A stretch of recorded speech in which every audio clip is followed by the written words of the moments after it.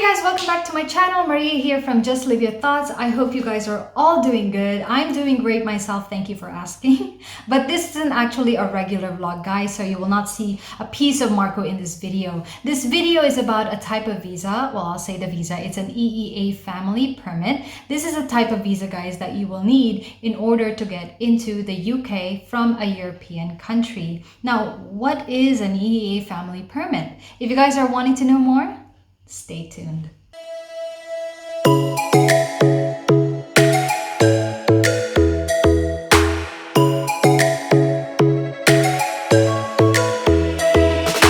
So EEA, guys, stands for European Economic Area. This is the type of visa that you will need in order to get to the UK if you are a non-European citizen like me who is married to a European citizen. So if you guys know, or if you guys have been watching my previous vlogs, Marco lived in London for about seven and a half years. So he can actually get in and out of the UK without any visa, and that actually applies to all the European citizens.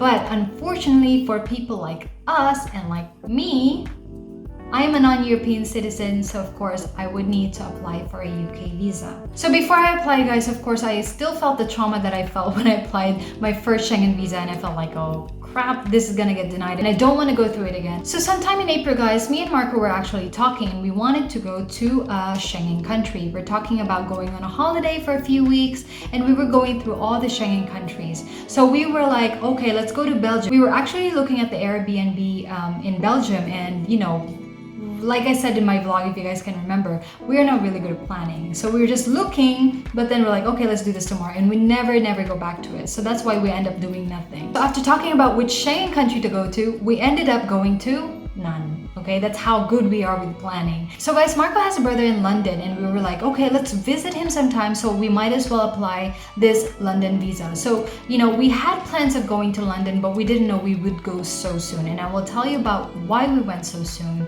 but that is not the whole point of this video. So end of April, guys, I received my Carta de Identità, and we were only waiting for my Carta de Identità so that I can input my details online when I applied for the UK visa, because of course you need to input all your details. So once I received it, that's the time that I applied for this UK visa, or for the EEA family permit. Now this happened then sometime, probably I would say around the first week of May. So first things first, guys, you need to go to the UK government website, which you can see the link below, www.gov.uk. So actually, if you guys go ahead and go to like just Google and type in EEA family permit, I think the first link that you will see is the same site, which is www.gov.uk.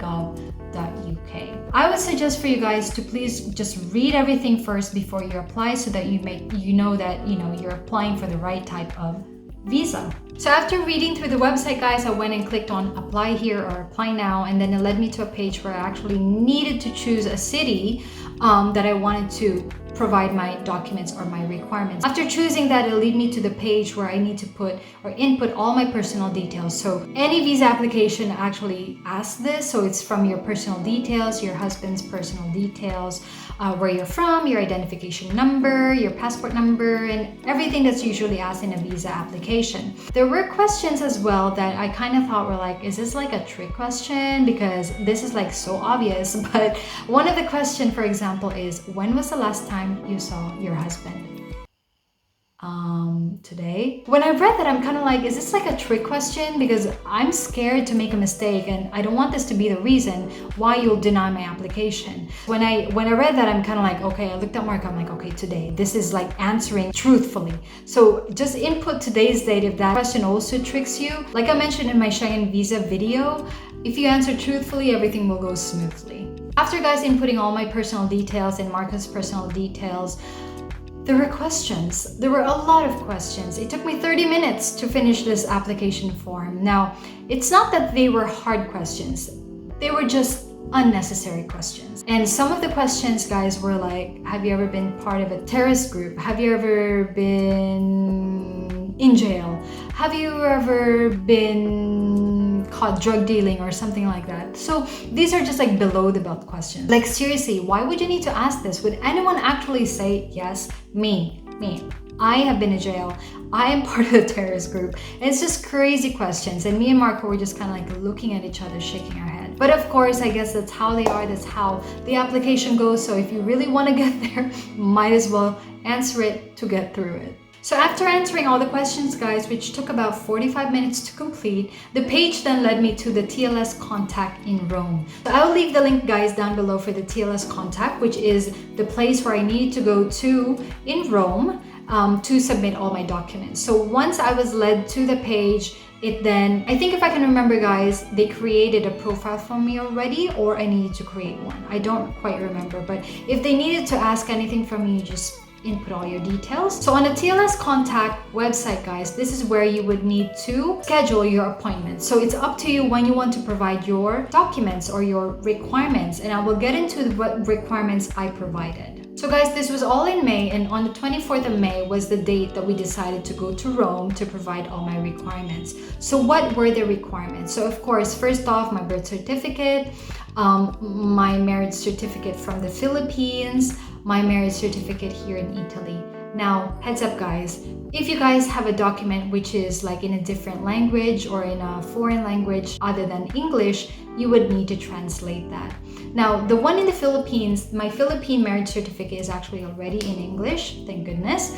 But the one here in Italy was actually in Italian, of course. So we went to the commune and we requested for a marriage certificate. And fortunately, guys, the commune said, oh, we can actually translate that, or we have this type of certificate or record that would show as like how it would be translated as, let's say, husband or marito or something like that. Fortunately, that is what our commune can provide. Now, if you're going to also ask that with your commune, if you are wanting to know how you can translate it, first start off with your commune. But I know there's also translation offices here in Italy because I researched about it. But it's just that fortunately, our commune here was able to provide a marriage certificate with the translation already. So besides our marriage certificate, guys, I provided a copy of my ID, my passport.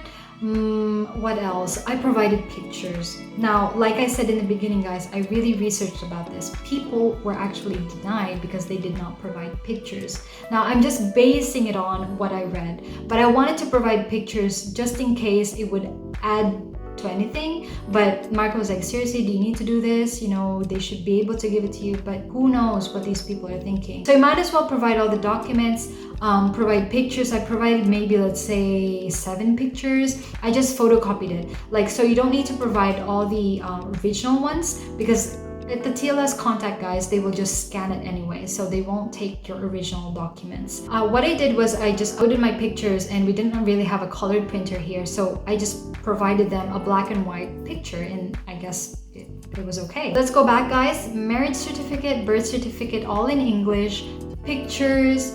Other people, yes, they provide messages like WhatsApp messages, your conversation with your husband, but me and Marco were like, okay, that's way too much, so we didn't do that. I think pictures were enough. I provided my ID, photocopies of my ID, my passport. What else? There was, since we are living with his parents, I really couldn't provide a billing information. So I just relied it on my carta de identità, which had our address on it. I provide my permesso, my carta de identità, and my passport. And I think that is about it. So we went over to the TLS contact on the 24th of May. Marco was with me, and as soon as we got there, they said that I was the only one who can enter. So I went in by myself, Marco waited outside, and that was it. I gave them all my documents. As soon as you're there, guys, you will know what to do. So the TLS contact, guys, will take all your documents because they are the ones who provides it or forwards it to the immigration center, I think, in Sheffield, UK. Once that was done, I received an email right away from the TLS contact stating or just confirming that we've received your documents and this will be provided to the Sheffield area. So that was the waiting game. I always hate the waiting game because honestly, guys, even if I was married to a European citizen, I wasn't confident that it would get approved. And I don't know why. It's because maybe I was reading so much of the refused visa. I don't know. But you can't always be confident with these things because it's still depends on the immigration and if they really wanted to give you the visa or not. And it depends, of course, on the documents that you provide. So while we were waiting, guys, we just worked, or we lived our normal lives, and I was checking from time to time. In the TLS Contact, guys, TLS Contact website, you can actually track your application. Every week, like every Friday, I would check if there were any updates. I would see the progress, and I will be honest, guys, it took about 13 business days until I received an email from the Sheffield area stating that my passport is ready to be collected soon. So they didn't state if my visa was approved or not. Just like I think any other visa, I don't think they document it or even call you to inform you about it. They tell you, or they told me, that my passport will be ready for pickup soon. So after that email, I received another email from TLS Contact stating that your passport is ready to be picked up. So as soon as we received that, I went to Rome, guys. I did a vlog about that when I went to Rome by myself, and that's when I received my passport. The first time that you guys go to the TLS Contact, they will give you like a confirmation that you've submitted all your documents, and that's like a paper that you will need to show them when you pick up your passport. Just show that to them, and then they gave me my passport. And as soon as I stepped out of the TLS Contact, I was like shaking again like that.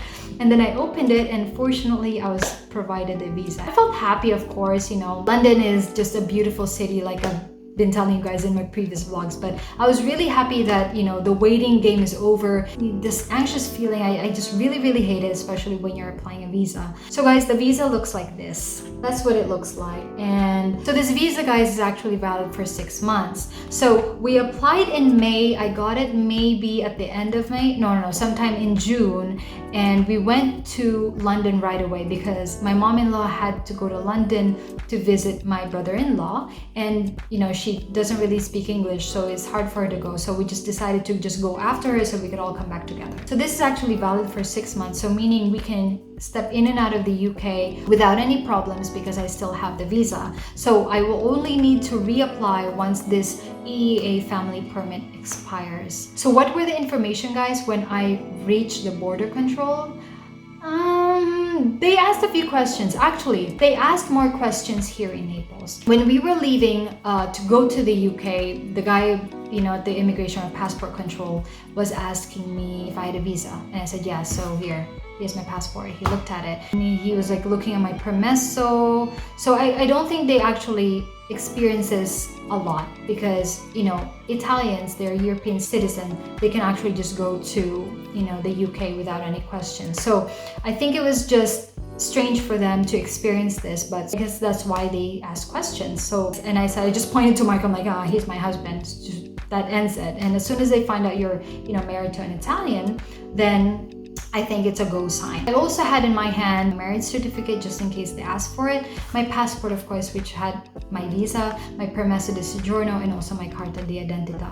Now, once we arrived in London, they really didn't ask anything. I went to passport or border control with Marco. He was with me because he said, they might ask questions, so I'll just go with you. And all they asked was, is this your first time in London? How long are you guys staying? And then he's like, oh, okay, you guys are married. That was it. And coming back, it was a little different. So the person at the passport control in the UK, when we were coming back, and I showed her my permesso, and she was like, okay, what is this? And I'm like, that's like my permit, my permesso di soggiorno is like a family permit. And she's like, oh, okay, so this is like your visa to go to Italy. So she didn't even know. So sometimes you just have to explain. Don't panic, guys. Sometimes you have to explain as well, because you guys aren't doing anything wrong. Everything will go smoothly, like I've been saying. So if they ask you questions, just ask them. Sometimes you have to explain to them what the document is you're showing, and I'm sure they will understand it. How much were the fees involved when I applied this UK visa?